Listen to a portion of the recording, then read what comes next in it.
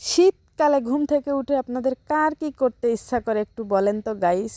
আমার কিন্তু ঘুম থেকে উঠেই গাটা এত গরম হয়ে যায় যে সকালবেলা উঠেই আগে আমার স্নান করতে যেতে হবে। আর এই শীতকালে আমাদের সাধারণত কারোরই স্নান করতে ইচ্ছা করে না, কিন্তু আমার সেই জায়গায় সকালবেলা ঘুম থেকে উঠেই গাটা গরম হয়ে যায়।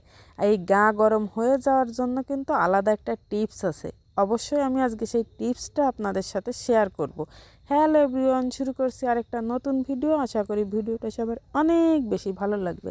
আর ভিডিওটা জুড়ে থাকছি আমি বাগেরহাটের মেয়ে লিপি। আপনারা গোপনে আমাকে একটা কথা বলে জানতো, কে কে শীতের কালে আপনারা প্রতিদিন স্নান করেন না? আপনি কিংবা আপনার চারপাশে যদি কেউ থেকে থাকে তাহলে অবশ্যই আজকের ভিডিওটা দেখলে তাদের স্নান করা লাগবেই। তো সকালবেলা স্নান সেরে এই যে দেখেন আমার বোন আমার জন্য সকালের নাস্তা একেবারে রেডি করে রেখেছে। একটু প্রসাদ গালে দিয়েই সকালের নাস্তা করতে বসে গেলাম।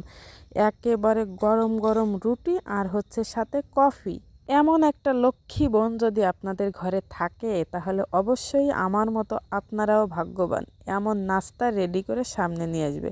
তো নাস্তা করে এই দেখেন হাতে একখান যন্ত্র, চলে এসেছি একটা ভিডিও করার জন্য।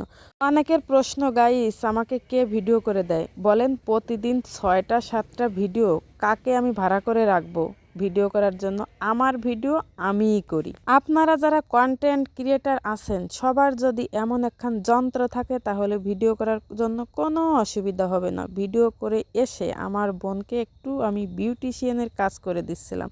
এদিকে দেখেন আমাদের বাড়ি আরেক ছোট্ট সোনা কাকতাড়ুয়া হয়ে আমাদের কাছে চলে এসেছে।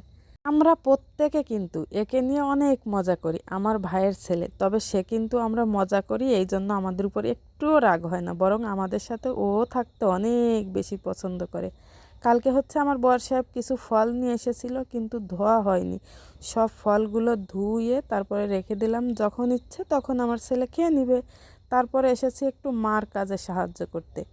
মা হচ্ছে দুপুরবেলা রান্না করবে, তার জন্য আমি সব কিছু কেটে কুটে রেডি করে দিচ্ছি। কারণ মা হচ্ছে মাত্র স্নান করতে গেছে, এখন যদি সে এসে রেডি করে রান্না করতে যায় তাহলে অনেক দেরি হয়ে যাবে। এর মাঝে দেখেন আমার আন্ডা বাচ্চাগুলো খিদে পেয়ে গেছে, তো ওদের একটু আগে খাবার দিয়ে নিলাম। রান্নার সব কিছু গোছগাছ করতে করতে এবার আপনাদেরকে সকালবেলা স্নান করার একটা গোপন টিপস বলি। রাতের বেলা এমনভাবে শুয়ে থাকি, মাথায় টুপি, পায়ে মোজা, গায়ে মোটা জামা, একটুও শীত লাগতে পারে না। ঘুম থেকে উঠেই চলে যাই স্নান করতে। আর সবচেয়ে বড় কথা কি জানেন? সকালবেলা যদি স্নানটা হয়ে যায় শীতের কালে মনে হয় যে অর্ধেক কাজ শেষ। তো সব সময় হচ্ছে এই কথাটা মাথায় রাখবেন যে স্নানটা হয়ে গেলে আমার সব কাজ কমপ্লিট। তো আমি সবসময় এই কথাটাই মাথায় রাখি, এই কারণে আমি সকালবেলা উঠেই আগে স্নান করতে চলে যাই। এরই মাঝে আমার বর সাহেবও চলে এসেছে, তার ছেলের জন্য কিছু খাবার দাবার এনেছে, সবগুলো আমি হচ্ছে বের করে নিলাম। আর ওপাশে আমার মাও কিন্তু রান্না করতে চলে এসেছে। সব কিছু বের করে এখন হচ্ছে আমি আমার ছেলেকে খাওয়াবো। ছেলের বাবা তার জন্য এই যে খাসির বিরিয়ানি নিয়ে আসছে। আমি হচ্ছে খাসি খাই না, ছেলেও খায় না, কিন্তু সে যে কবে কবে খাওয়া শিখে গেছে আমি একদমই বুঝতে পারিনি। আর আগে আমার খাসি দেখলে নিজেরই যেন কেমন একটা ভাব হতো, সেই ভাবটাও যে কবে কবে ছেলেকে খাওয়াতে খাওয়াতে দূর হয়ে গেছে টেরই পাইনি।